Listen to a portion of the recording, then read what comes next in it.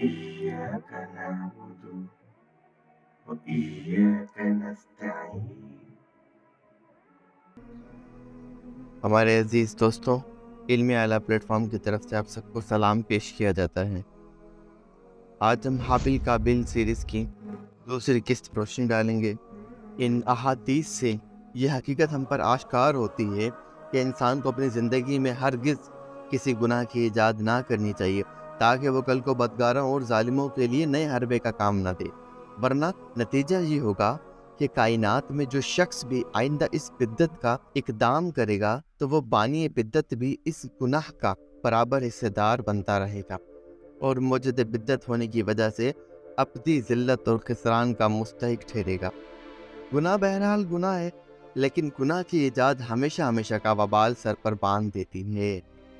کہتے ہیں مقتول قاتل سے زیادہ طاقتور تھا، لیکن محض تقوی اور خوف خدا نے اس کو دست درازی کرنے سے روکا، جو خدا کے نیک بندوں کی خاص صفت ہے۔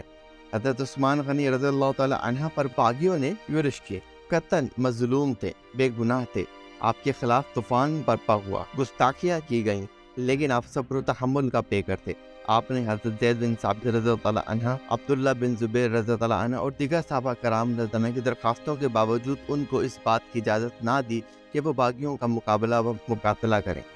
آپ نے صبر اور شہادت کو ترجیح دی، لیکن اپنی اس خواہش پر سختی سے کاربند رہے۔ امت محمدیہ میں باہمی کشت و خون کا آغاز میرے ہاتھوں سے نہ ہو، چنانچہ فتنہ پردازوں کے مقابلے کی بالکل اجازت نہ دی۔ ایک حدیث میں آیا ہے کہ حضور اکرم صلی اللہ علیہ وآلہ وسلم نے حضرت عثمان رضی اللہ تعالی عنہ کو پیش آنے والے فتنے میں خبر دے دی تھی، اور یہ وصیت فرما دی تھی کہ اس وقت آدم کے بیٹے کی مانند ہو جانا، اور آپ نے یہ آیات تلاوت فرمائی۔ اور حضور اکرم صلی اللہ علیہ وآلہ وسلم نے حضرت عثمان رضی اللہ تعالی عنہ کو یہ وصیت بھی فرمائی تھی کہ اللہ تجھ کو ایک خلافت پہنائے گا تو لوگوں کے کہنے سے اسے مت اتارنا۔ اس لیے حضرت عثمان غنی رضی اللہ تعالی عنہ دشمنوں کے نرغے میں ہوتے ہوئے بھی خلافت سے دستبردار نہ ہوئے اور باغیوں سے قتال بھی نہ کیا،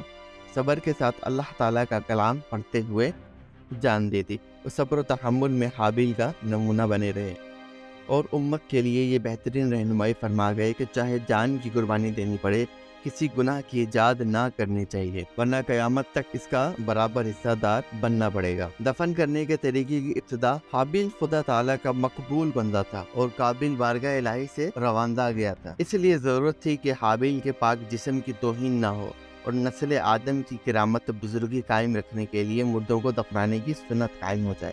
کیونکہ اس سے پہلے کوئی انسان مرا نہ تھا، اس لیے قتل کے بعد قابیل کی سمجھ میں نہ آیا کہ وہ لاش کو کیا کرے، کیونکہ روئے زمین پر یہ پہلا انسانی مردہ تھا۔ لاش کو کھلے عام کھلے میدان میں پڑا دیکھ کر درندوں نے کھانا چاہا تو قابیل نے مجبوراً اس لاش کو کندھے پر اٹھایا اور مارے مارے پھرتا رہا، اور حیران و سرگردہ تھا کہ لاش کو کہاں پھینکے۔ آخر میں حق تعالیٰ نے ایک کوا بھیجا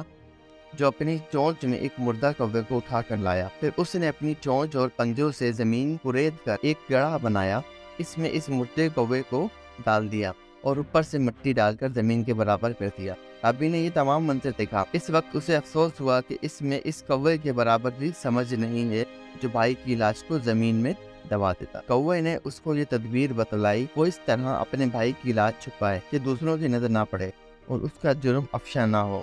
کوے کے اس سیانے پن کو دیکھ کر قابیل نے اپنا سر پیٹ لیا کہ ہائے میری کمبختی، میں کوے سے بھی گیا گزرا ثابت ہوا، مجھے اتنی تدبیر بھی نہیں سوجھی کہ میں اس طرح اپنے بھائی کی لاش کو ڈھانپ دیتا۔ چنانچہ اس بیوقوفی پر اس کو بڑی ندامت ہوئی، اور یہ تقاضۂ انصاف تھا کہ قابیل کی اس کمینہ حرکت پر اس کو دنیا میں بھی ذلیل کیا جائے اور اس قابل بنا دیا جائے کہ خود اس کو اپنی بے مائگی عقل و دانش اور کمینگی کا احساس ہو جائے۔ اس لیے نہ تو اس کو الہام بخشا گیا اور نہ اس کمینے حرکت کو چھپانے کے لیے عقل کی روشنی عطا کی گئی، بلکہ ایک ایسے حیوان کو اس کا رہنما بنایا گیا جو عیاری اور مکاری میں طاق اور نضرب المثل ہے۔